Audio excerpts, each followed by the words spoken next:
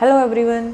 चलिए अपन अपनी organic chemistry start कर रहे थे। आज अपनी पहली क्लास है तो आज से अपन स्टार्ट कर रहे हैं। तो अपना पहला चैप्टर अपन ले रहे हैं हेलो एल्केन और हेलो एरीन्स। ठीक है, तो चलिए स्टार्ट करते हैं। सबसे पहले अपन पढ़ने वाले हैं इसका क्लासिफिकेशन। ठीक है, कि इसको क्लासीफाई किस किस में करते हैं। ठीक है, तो क्लासिफिकेशन में अपना पहला बेसिस पे आएगा जिस पे हम क्लासीफाई करते हैं, ये होता है on the basis of number. ठीक है, नंबर से मेरा मतलब है कि एक कंपाउंड में कितने जुड़े हुए हैं। ठीक है, ये एक कार्बन से कितने हैलोजन अपने जुड़े हुए हैं। एक्स से मेरा मतलब है यहाँ पे हैलोजन, और हैलोजन में क्या क्या आता है अपना FCl Br और I। ठीक है, अब आपको दिख रहा है C2H5, यहाँ पे केवल एक हैलोजन जुड़ा हुआ है। हैलोजन में आप कुछ भी ले सकते हैं इनमें से। ठीक है, तो ये क्या है हमारा मोनो हैलो एल्केन। और यहाँ पे कितने हैं, देखो 2 जुड़े हुए हैं तो ये क्या हो जाएगा डाई हैलो एल्केन। और ये है यहाँ पे 3 जुड़े हुए हैं तो आप यहाँ पे लिख लीजिएगा ये है हमारा ट्राई हैलो एल्केन। ठीक है, मोनो डाई ट्राई ऐसे बांटते हैं।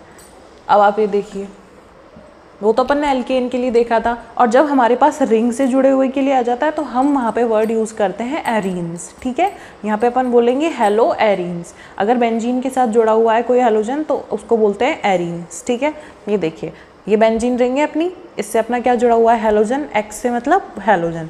ठीक है, FCl Br कुछ भी हो सकता है। ये क्या है मोनो हैलो एरीन्स। ऐसे ही इस बेंजीन से 2 हैलोजन जुड़े हुए हैं तो ये क्या हो जाएगा हमारा डाई हैलो एरीन्स। ठीक है, अब आगे बढ़ते हैं अपना, और अगला अपना क्लासिफिकेशन का बेस होता है, देखो ये है compound containing sp3 CX bond. CX bond मतलब कार्बन और हाइड्रोजन का बॉन्ड। अब देखो पहली बात तो मैं तुम्हें हाइब्रिडाइजेशन बताती हूँ sp3 कैसे है। देखो 1 2 3 4, यहाँ पे कितने सिग्मा बॉन्ड है, 4 सिग्मा बॉन्ड है। अगर आपको हाइब्रिडाइजेशन नहीं आता है तो मैंने आपको शॉर्ट्स में पढ़ाया है, इन शॉर्ट में ये कि जैसे ऑर्गेनिक कंपाउंड में कैसे निकालते हैं, आप वहाँ जाके देख लीजिएगा और मैं लिंक डाल दूँगी डिस्क्रिप्शन में। ठीक है, ये देखिए 1 2 3 4 सिग्मा बॉन्ड वगैरह भी बताए हुए हैं तो आप देख लीजिएगा। ये यहाँ पे कितने सिग्मा बॉन्ड है, यहाँ पे 4 सिग्मा बॉन्ड है तो इसका हाइब्रिडाइजेशन कितना हो गया sp3।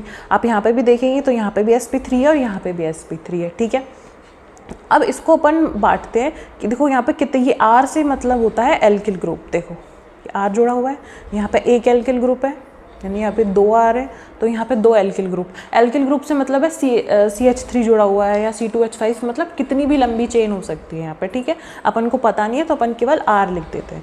यहाँ पे ये 2 हो गए और यहाँ पे 3 है। देखो ये दिख रहे हैं आपको 3, ये 3 है यहाँ पे। तो अगर एक एल्किल ग्रुप जुड़ा हुआ है तो उसको बोलते हैं 1 डिग्री, अगर 2 जुड़े हुए हैं तो उसको बोलते हैं 2 डिग्री, और 3 जुड़े हुए एल्किल ग्रुप तो उसको बोलते हैं 3 डिग्री। ठीक है, अभी इतना समझ लो, जैसे जैसे चैप्टर आगे बढ़ेगा आपको समझ आ जाएगा। और अगला क्लासिफिकेशन होता है एलाइलिक हैलाइड। देखो ये पढ़ाना इसलिए ज़रूरी है ये जो क्लासिफिकेशन है, क्योंकि कभी कभी डायरेक्ट क्वेश्चन पूछ लेता है एलाइलिक क्या होता है, एलाइलिक बनाओ, बेंजाइलिक बनाओ, तो अपन समझ नहीं पाते कि एलाइलिक और बेंजाइलिक में क्या डिफरेंस है, कहाँ डबल बॉन्ड है, कहाँ sp2 है, कहाँ sp3 है। तो एक बार अपन को बेसिक पूरा पता होना चाहिए। ठीक है, अब देखो एलाइलिक क्या होता है। एलाइलिक का मतलब होता है, मैं तुम्हें एक ट्रिक बताती हूँ। देखो उसकी एलाइलिक हैलाइड का मतलब होता है, जैसे ये कार्बन है। ठीक है, ये कार्बन सीधा किससे जुड़ा हुआ है, यहाँ पे हैलोजन से जुड़ा हुआ है। अब ये जो कार्बन है ये इसकी आप वो निकालोगे अगर इसका हाइब्रिडाइजेशन, तो इसका क्या है sp3 है इस वाले कार्बन का, और इस कार्बन से जुड़ा ये वाला जो कार्बन है इसका हाइब्रिडाइजेशन अगर आप निकालोगे ना तो इसका आता है sp2 हमारे पास। ठीक है, तो आपको ये बात ध्यान रखनी है, एलाइलिक का मतलब है जिस कार्बन से हैलोजन जुड़ा हुआ है उस कार्बन से डायरेक्टली जुड़ा जो पहला कार्बन है जैसे ये वाला है वो क्या होता है sp2 हाइब्रिडाइज्ड, है ना। तो यहाँ पे ये चीज़ आपको ध्यान रखनी है। देखो इधर डबल बॉन्ड नहीं आया, यहाँ डबल बॉन्ड आया है यहाँ। ठीक है, इन दोनों के बीच में सिंगल बॉन्ड है। ठीक है, और सेम ऐसा ये देख लो। अब आप ये मत कहना ये तो एरीन है, एरीन नहीं है, ये बेंजीन रिंग नहीं है, ये साइक्लो कंपाउंड है। ठीक है ना, देख रहा है आपको ऐसे पूरे बॉन्ड नहीं है इसमें, है ना, एरोमेटिक नहीं है ये। तो देखो यहाँ पे देखो ये जहाँ पे मोड़ होते हैं ना, अब वैसे आपको पता होगा 11th करके आए हो, लेकिन जहाँ पे ये जो कोने होते हैं, देखो एक ये कोना, एक ये कोना, ये कोना, इसका मतलब होता है कार्बन। जैसे देखो 1 2, अब यहाँ पे एक कार्बन लिखा हुआ है, एक कार्बन यहाँ पे लिखा हुआ है। ठीक है, तो अब जैसे इसमें नंबरिंग कर देती हूँ। देखो मैं ये 1, ये 2, ये 3। ठीक है, यहाँ पे 2 और 3 के बीच में डबल बॉन्ड है, तो आप यहाँ पे भी देखो ये 1 लिख लो, ये 2 लिख लो और ये 3 लिख लो। देखो यहाँ पे भी 2 और 3 के बीच में डबल बॉन्ड है, ठीक है। ये वाला कार्बन क्या है, sp2 हाइब्रिडाइज्ड है और ये वाला sp3 हाइब्रिडाइज्ड है सॉरी, है ना। तो अब आपको समझ आ गया एलाइलिक और बेंजाइलिक। एलाइलिक और बेंजाइलिक आपको बहुत अच्छे से याद रखने हैं, और ये 1 डिग्री 2 डिग्री और 3 डिग्री आपको ये ध्यान रखना है, 1 R 2 R 3 R, ठीक है।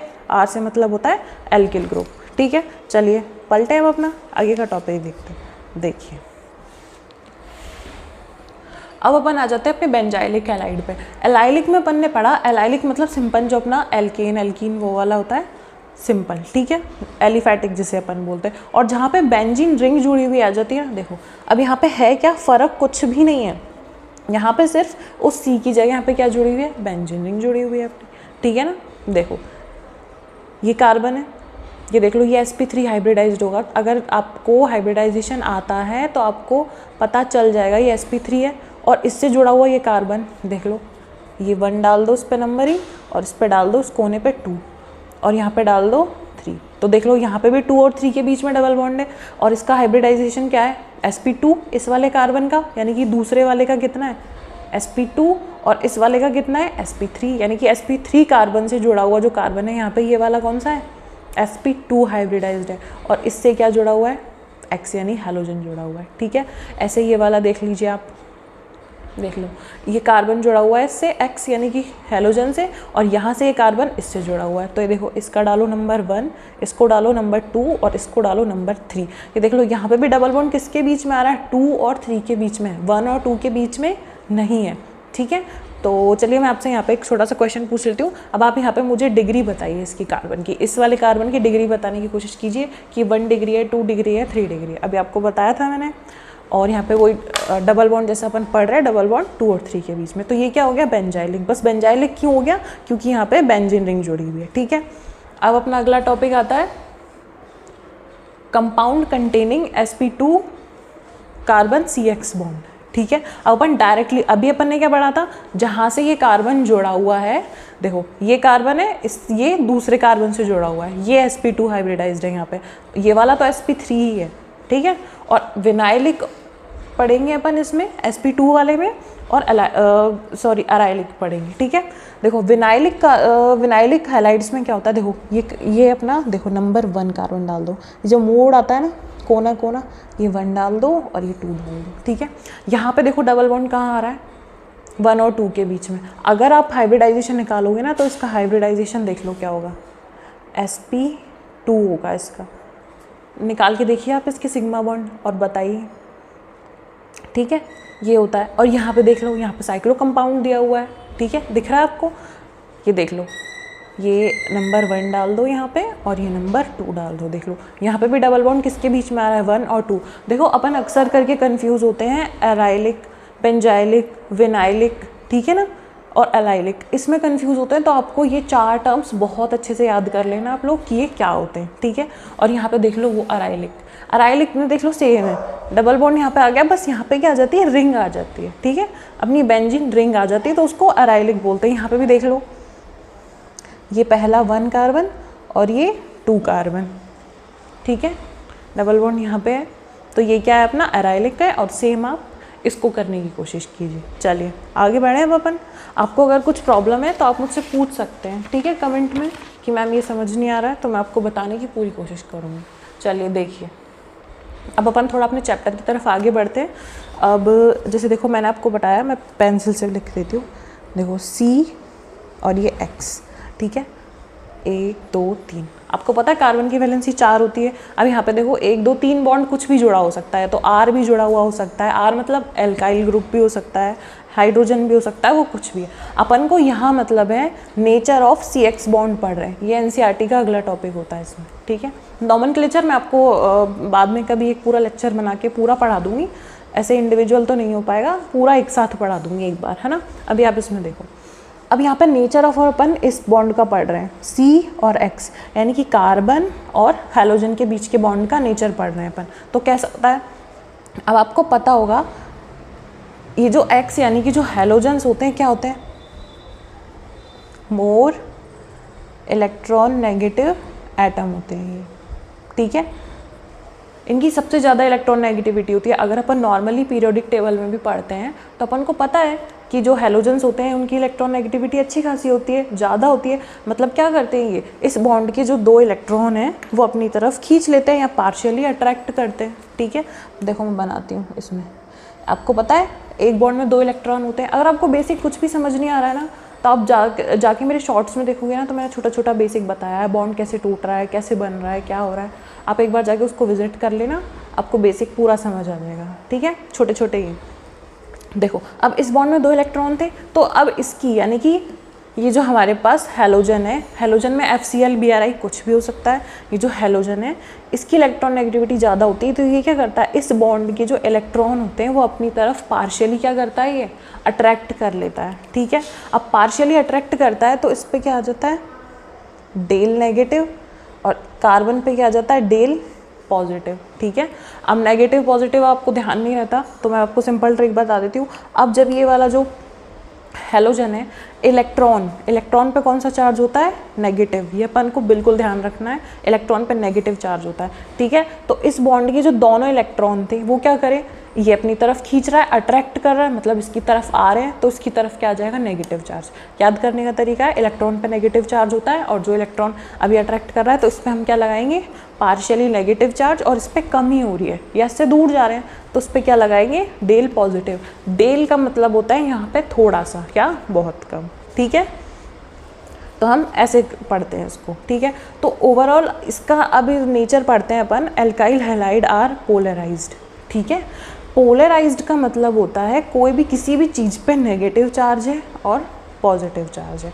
ठीक है, मतलब ऐसा नहीं है कि वो न्यूट्रल स्पीशी नहीं है। ठीक है ना, अब आप मुझे, चलो अपन आगे बढ़ेंगे जब मैं आपको बताती जाऊंगी न्यूट्रल, आयनिक, लेकिन यहाँ पे देखो कुछ ना कुछ इलेक्ट्रॉन क्या हो रहे हैं, आगे खिसक रहे हैं, आगे पीछे हो रहे हैं, है ना, कोई ना कोई चार्ज तो हो ही रहा है इसमें जनरेट। ठीक है, तो ये क्या है, पोलराइज्ड है।